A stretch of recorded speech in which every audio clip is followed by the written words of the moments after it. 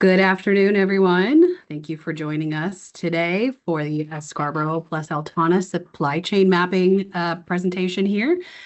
I am Alyson Schroer with Scarbrough, and I am here with Heather Graybill from Altana. And she has graciously agreed to walk us through a demo and give all of our clients a really good presentation on how this supply chain mapping works. So Heather, I'm going to turn it over to you, and let's get started. Yeah, thanks, Allison. And thank you everybody for attending and joining today. We're excited to really walk you through our platform and all the different tools that we are partnering with Scarbrough to bring to their customer base. So as Allison said, my name is Heather Graybill. I run account management at Altana. I've been at the company for about 3 years, but come from the freight forwarding space and have been in the industry. And now I'm really helping apply all kinds of different technology to the challenges we all face day in, day out with moving things throughout the global supply chain. So with that, we're going to go into a little bit of what Altana is and what we do. So Altana is the world's first value chain management system. We're working on a public-private network that is basically stitched together the map of the global supply chain. What that means is we have over 500 million companies connected by over 3 billion shipments within our knowledge graph. So that map of the global supply chain. And what that allows us to do is build out all the different relationships different buyers, sellers, suppliers have with each other, understand how goods are flowing throughout the supply chain, and provide all kinds of different insights. So what that allows us to do is help across all sorts of different industries. We work a lot within the government space, so working with US CBP, the UK government, and then also with enterprises and importers, so companies like Target, Dow Chemical, John Deere, Levi's. And then we also work on the logistics space, so helping companies like Scarbrough really understand the goods that they're helping move and facilitate, and then providing additional value to their customers as well.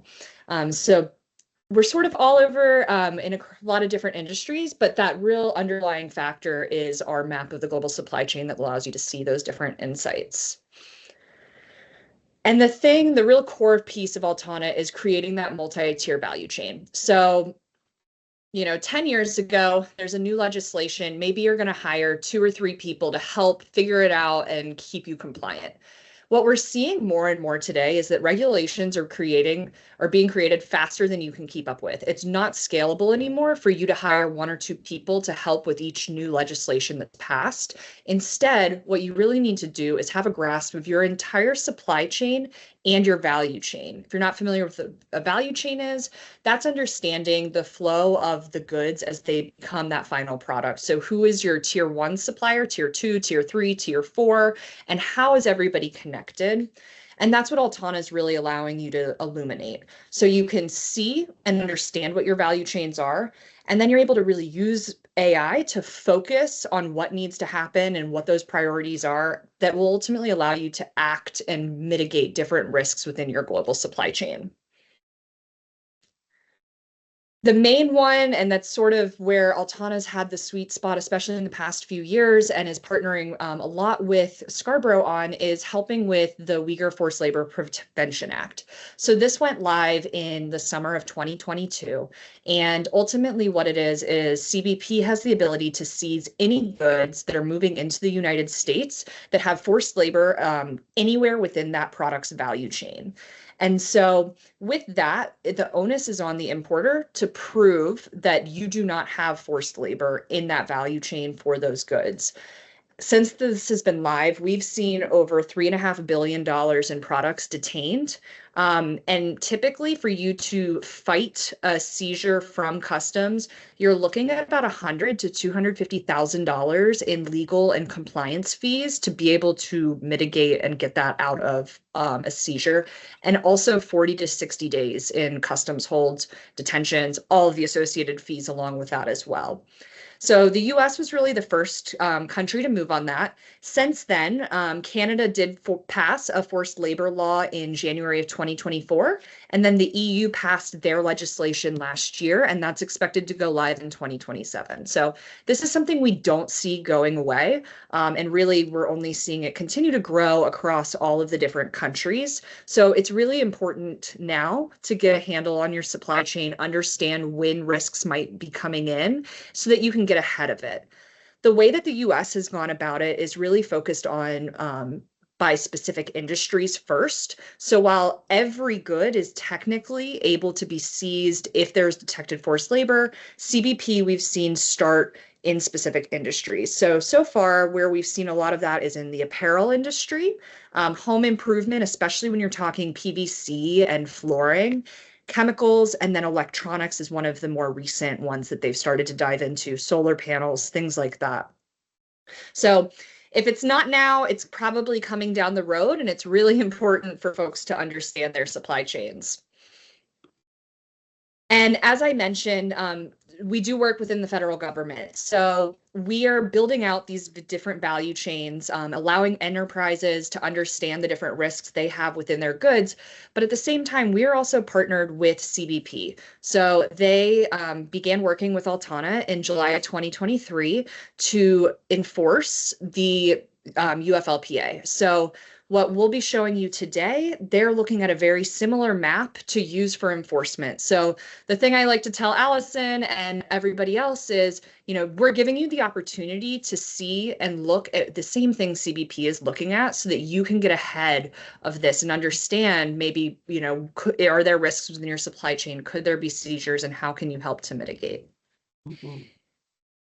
Alyson, I don't know if you want to add anything there. No, I would say you really have you've been nailing it right through here. So, but for sure, this is every phone call I have with a client that's interested in this is just, why do I need to do this, and what changes are coming down the pipeline. And this has really been the big push with customs this year.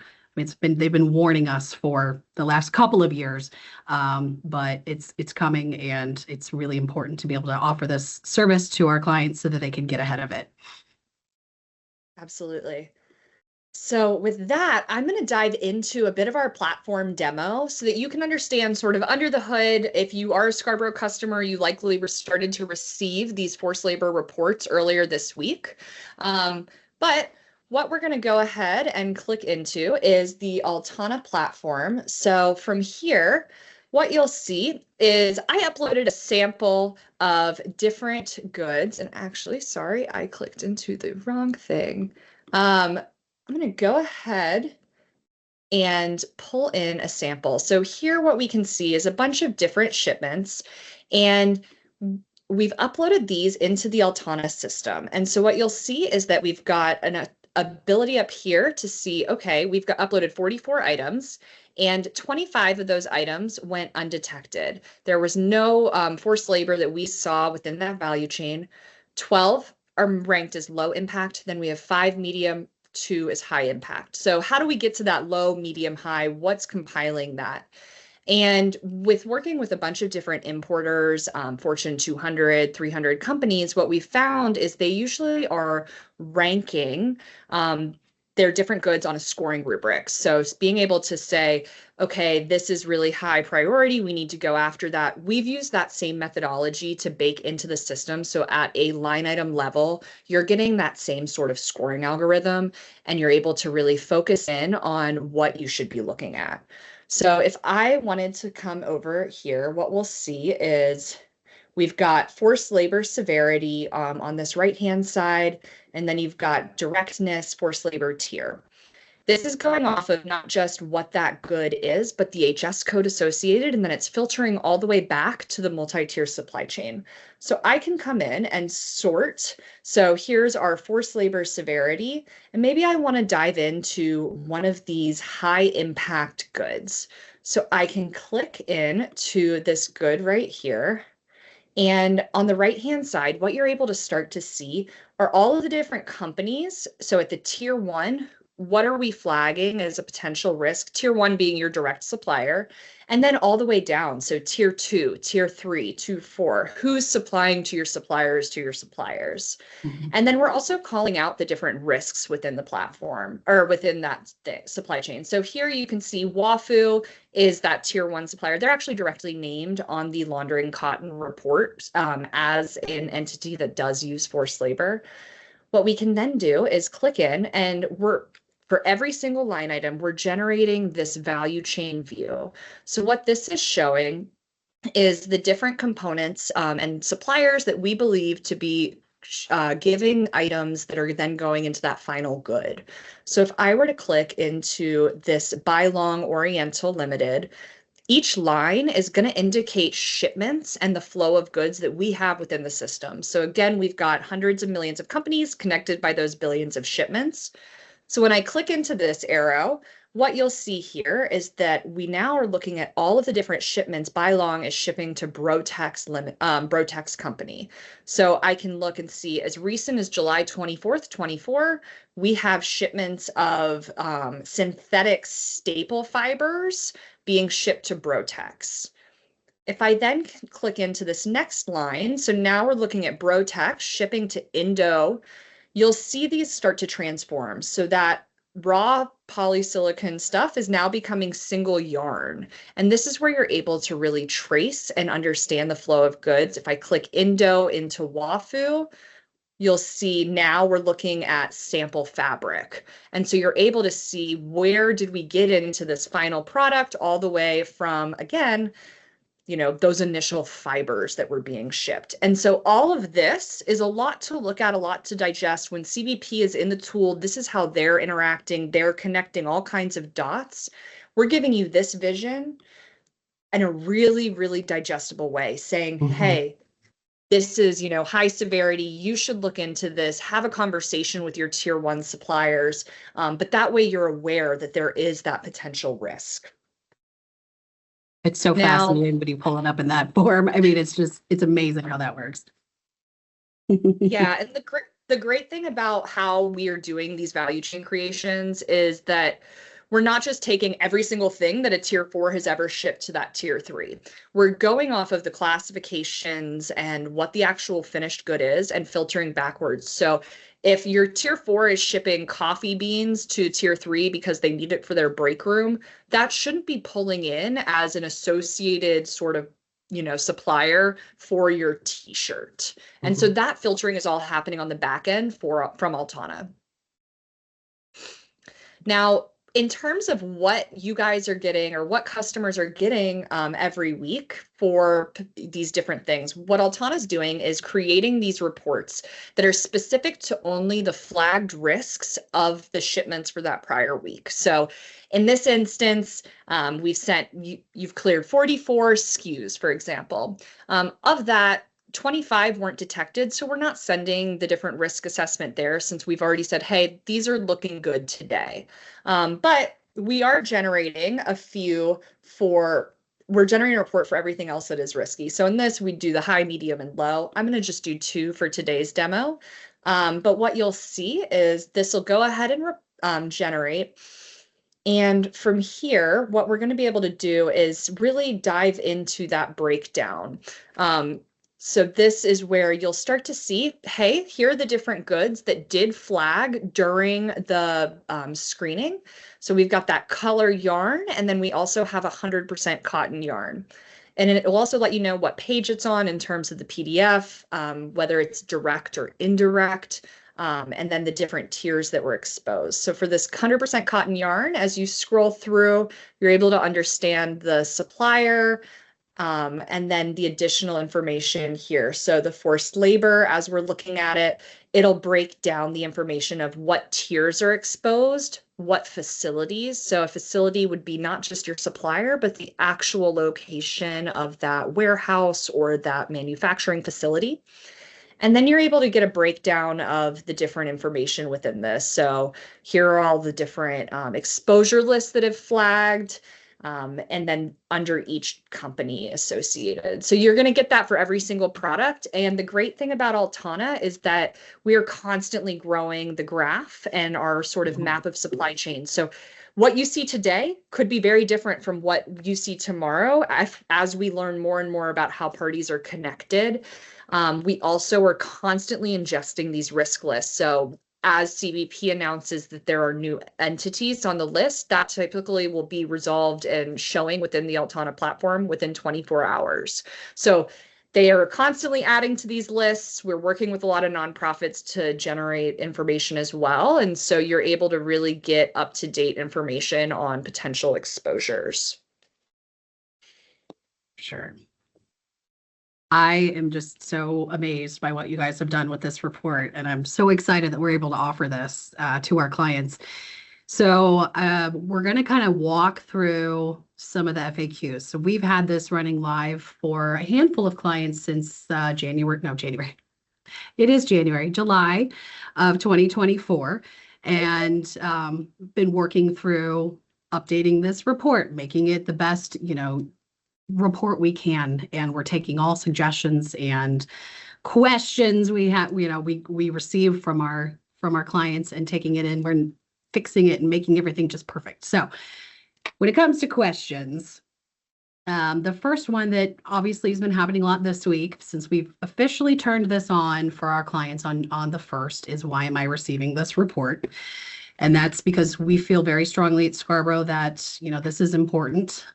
We want to be able to give this opportunity to our clients to be able to see inside of their supply chain and be able to have those conversations with their suppliers to make sure that they're being compliant. So we have, you do have the option to opt out, but it is there for your use. And I really highly suggest people at least take a look at a few of the first ones that come through and see what it looks like, because it's really been surprising on a lot of the reports I've seen.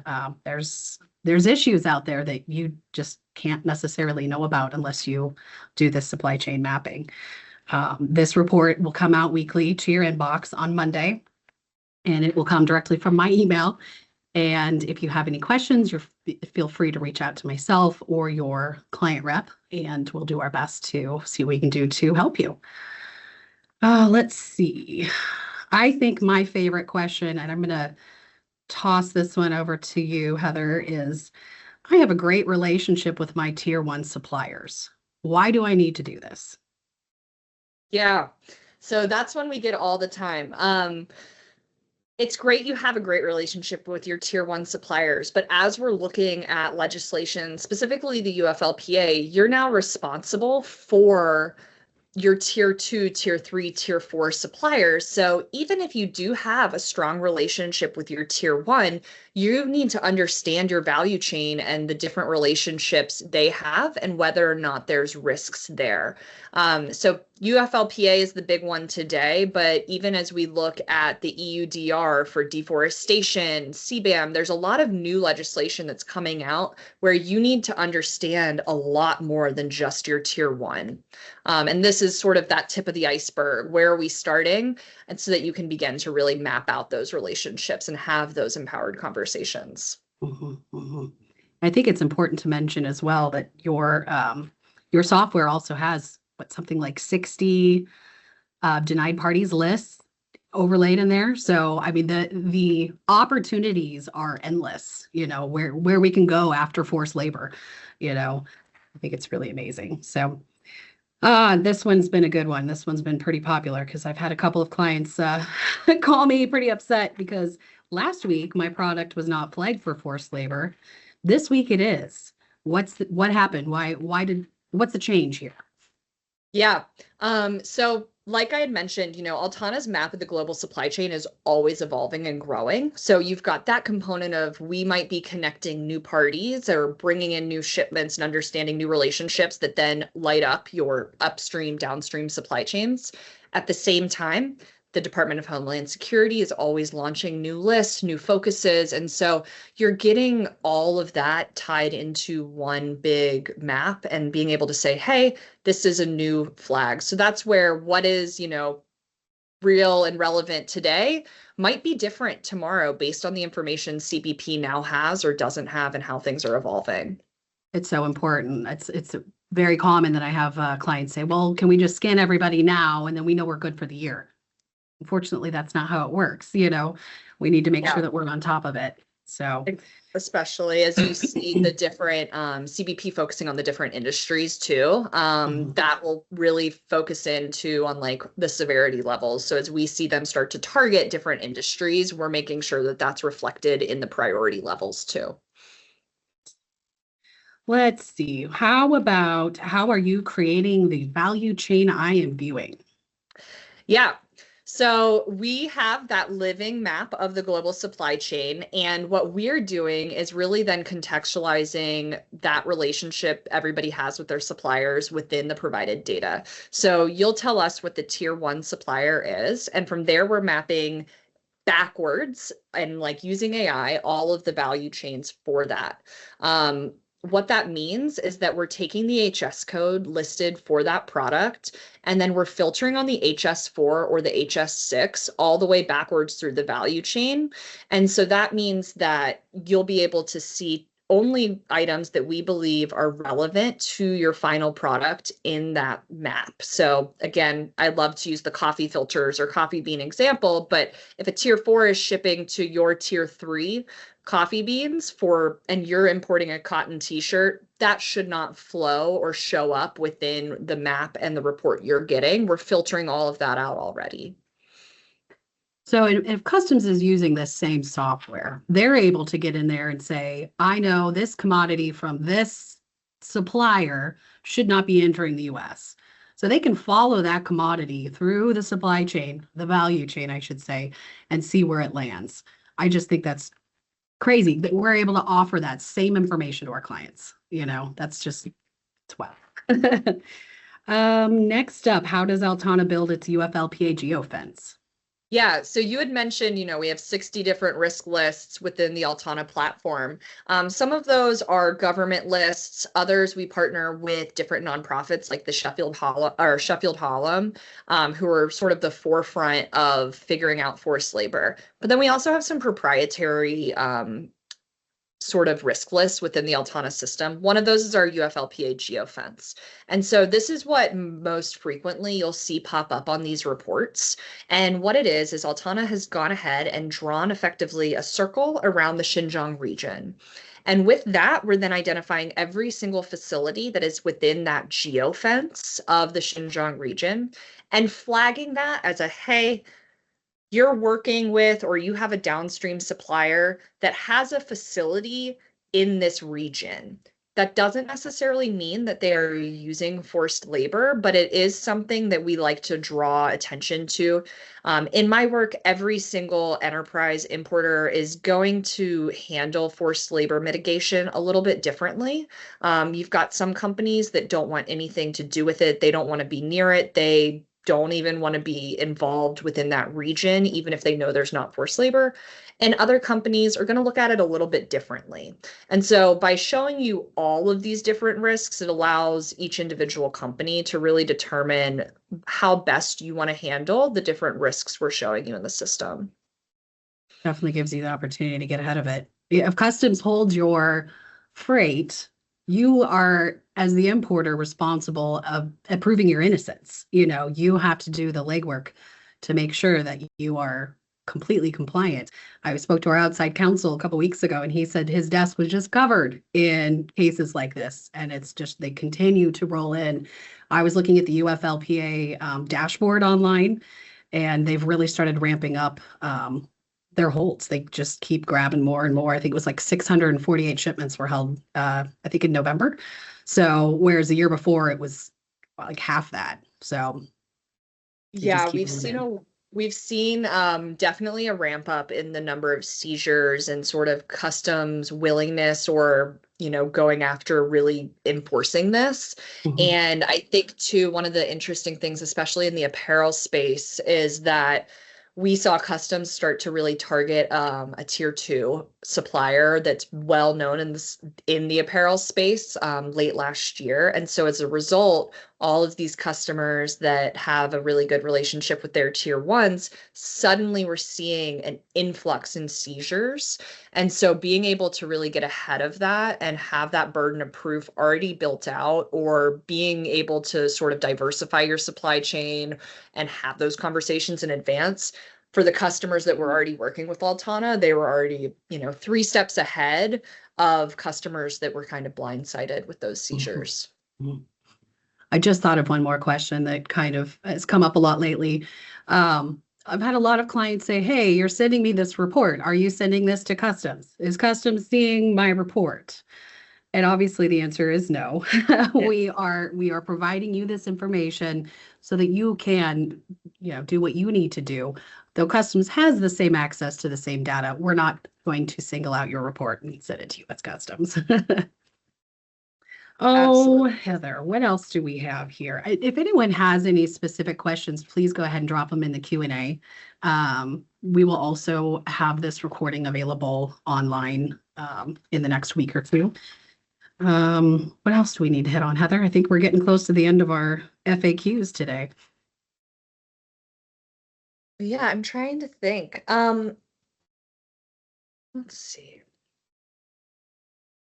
I think too, and Alyson, I don't know how much you get about this, but we've flagged something in your report in the supply chain. How have you seen different customers sort of taking that, and what are they doing with that information?